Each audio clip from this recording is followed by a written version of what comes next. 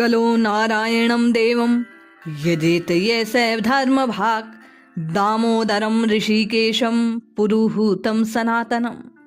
पद्म पुराण के स्वर्ग खंड में भगवान नाम की महिमा का गान करते हुए सूत जी कहते हैं, जो कलयुग में भगवान नारायण का पूजन करता है वह धर्म के फल का भागी है।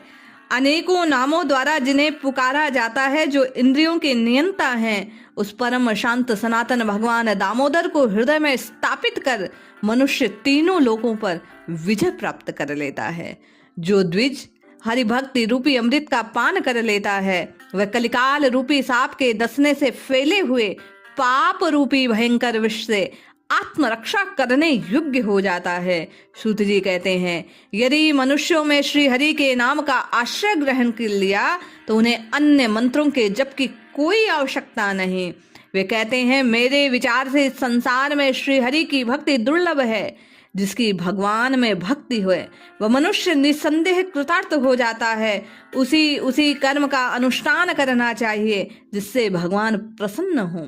भगवान के संतुष्ट और तृप्त होने पर संपूर्ण जगत संतुष्ट एवं तृप्त हो जाता है। श्री हरि की भक्ति के बिना मनुष्यों का जन्म व्यर्थ है। जिनकी प्रसन्नता के लिए ब्रह्मा आदि देवता भी यजन करते हैं, उन आदि अंत रहित भगवान नारायण का भजन कौन नहीं करेगा। जो अपने हृदय में श्री जनार्दन के युगल चरणों की स्थापना कर लेता है, उसकी माता परम सौभाग्यशालिनी, पिता महापुण्यात्मा है। शरणागत वत्सल आदि कहकर जो भगवान को पुकारते हैं उनको कभी नरक में नहीं जाना पड़ता। ये नाम की शक्ति का परिचय श्री सूत जी द्वारा दिया गया। श्री सूत जी कहते हैं, विष्णु में भक्ति किए बिना मनुष्यों का जन्म निष्फल है। कलिकाल रूपी भयानक समुद्र पाप रूपी ग्राहों से भरा हुआ है। विषया शक्ति उसमें भंवर है। दुर्बोध ही फेन का काम देता है। महादुष्ट रूपी सर्पों के कारण यह अत्यंत भीषण प्रतीत होता है। श्री हरि भक्ति की नौका पर बैठे हुए मनुष्य उसे पार कर लेते हैं। इसलिए जीवों को श्री हरि भक्ति करनी चाहिए। जो लोग बुरी बुरी बातों को सुनने में क्या सुख पाते हैं, वे अद्भुत लीलाओं वाले श्री हरि की लीला कथा में आसक्त क्यों नहीं हो जाते। मनुष्य की बुद्धि पर क्षोभ प्रकट करते हुए सूत जी कहते हैं कि विष को तो ग्रहण करते हैं, किंतु हरि नाम रूपी अमृत को जीव क्यों त्याग देता है। यदि मनुष्यों का मन विषय में ही आसक्त हो तो लोक में नाना प्रकार के विषयों में मिश्रित उनकी विचित्र कथाओं को श्रवण करना चाहिए। हे द्विजों, यदि निर्वाण में मन रमता हो तो भगवत कथाओं को सुनना उचित है। उन्हें अवहेलना पूर्वक सुनकर भी श्री हरि संतुष्ट हो जाते हैं। भक्त वत्सल भगवान ऋषिकेश यदि निष्क्रिय हैं, तथापि उन्होंने श्रवण की इच्छा वाले भक्त का हित करने के लिए नाना प्रकार की लीलाएं की। 100 वाजपेयी आदि कर्म 10,000 राजस्वीय यज्ञों के अनुष्ठान से उतना भगवान सुगमता से नहीं मिलते जितनी सुगमता से वे भक्ति के द्वारा प्राप्त हो जाते हैं। जो हृदय से सेवन करने योग्य संतों के बार बार सेवित भव सागर से पार होने के लिए सार वस्तु है। श्री हरि के उन चरणों का जीव को आश्रय लेना चाहिए। हे विषय लोलुप पामुरो, अरे निष्ठुर मनुष्यों, क्यों स्वयं अपने आप को रौरव नरक में गिरा रहे हो। सूत जी हम आपको चेताते हुए मानो कह रहे हैं कि यदि तुम अनायास ही दुखों को पार जाना चाहते हो तो गोविंद के चारों चरणों का सेवन क्यों नहीं करते। भगवान श्री कृष्ण के युगल चरण मोक्ष का हेतु है, उनका भजन करो। मनुष्य कहाँ से आया, कहाँ पुनः उन्हें जाना है, इस बात का विचार कर बुद्धिमान पुरुष को धर्म का संग्रह करना चाहिए। श्री सूत जी कहते हैं, जिसने मन वाणी क्रिया द्वारा भगवान श्री हरि की भक्ति की, उसने बाजी मार ली, उसने विजय प्राप्त कर ली, निश्चय जीत हो गया, इसमें तनिक संदेह नहीं। संपूर्ण देवेश्वरों के भी ईश्वर भगवान श्री हरि की भली भांति आराधना करनी चाहिए। हरि नाम रूपी महामंत्रों द्वारा पाप रूपी पिशाचों का समुदाय नष्ट कर देना चाहिए। एक बार ही श्री हरि की प्रदक्षिणा करके मनुष्य शुद्ध हो जाता है। संपूर्ण तीर्थों में स्नान करने का जो फल है उसे प्राप्त हो जाता है, इसमें संदेह नहीं। मनुष्य श्री हरि की प्रतिमा का दर्शन कर सब तीर्थों का फल प्राप्त कर लेता है। विष्णु के उत्तम नाम का जप कर संपूर्ण मंत्रों के जप का फल प्राप्त हो जाता है।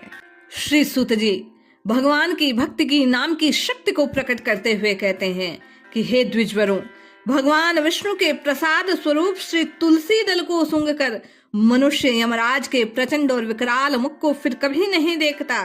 एक बार श्री कृष्ण को प्रणाम करने वाला मनुष्य पुनः माता के स्तनों का दूध नहीं पीता, उसका कभी दूसरा जन्म नहीं होता।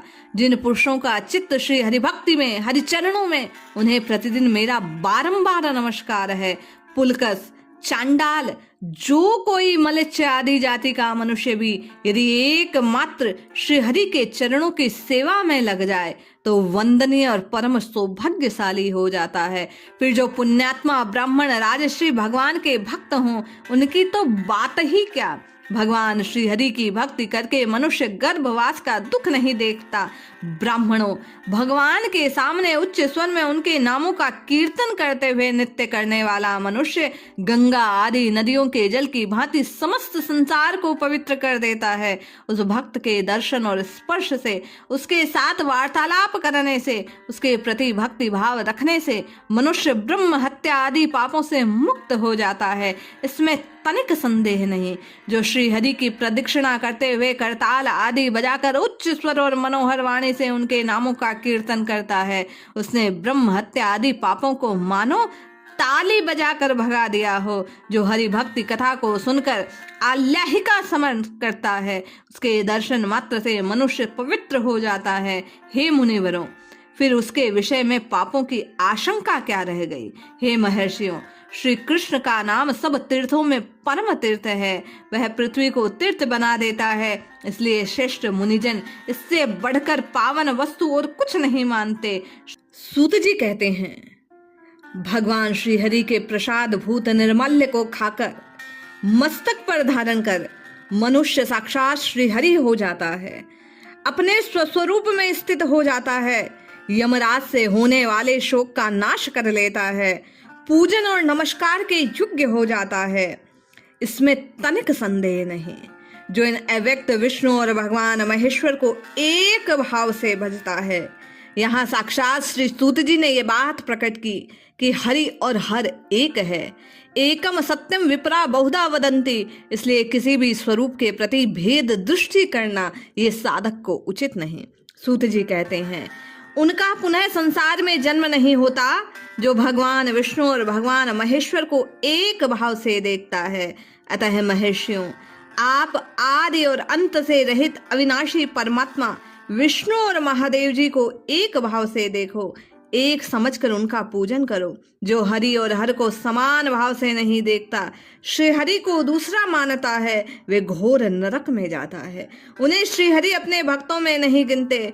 पंडित हो या मूर्ख, ब्राह्मण हो या चांडाल, यदि वह भगवान का प्यारा भक्त है तो स्वयं भगवान नारायण उसे संकटों से छुड़ाते हैं। भगवान नारायण से बढ़कर कोई दूसरा नहीं, जो पाप पुंज रूपी वन को जलाने के लिए दावानल के समान हो।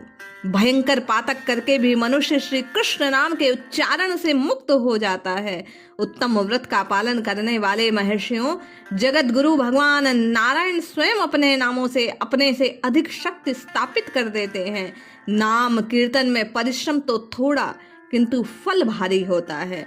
जो ये देखकर इसकी महिमा के विषय में तर्क उपस्थित करे, वह अनेकों बार नरक में जाते हैं। इसलिए हरि नाम की शरण लेकर भगवान की भक्ति करनी चाहिए। प्रभु अपने पुजारी को तो पीछे रखते हैं, किंतु नाम जप करने वाले को छाती से लगाते हैं। नाम रूपी महान वज्र पापों के पहाड़ को विदीर्ण करने वाला है। जो भगवान की ओर आगे बढ़ते हों, मनुष्य के वही पैर सफल हैं। हम आपको अपनी वाणी को शुद्ध करते हुए प्रभु के नाम को नित्य निरंतर पुकारना चाहिए। नामा अमृत हम आपके हृदय में उतरकर हमें पापों से मुक्त कर देगा। इसलिए जपिए, रटिए, पुकारिए, निश्चित लाभ होगा।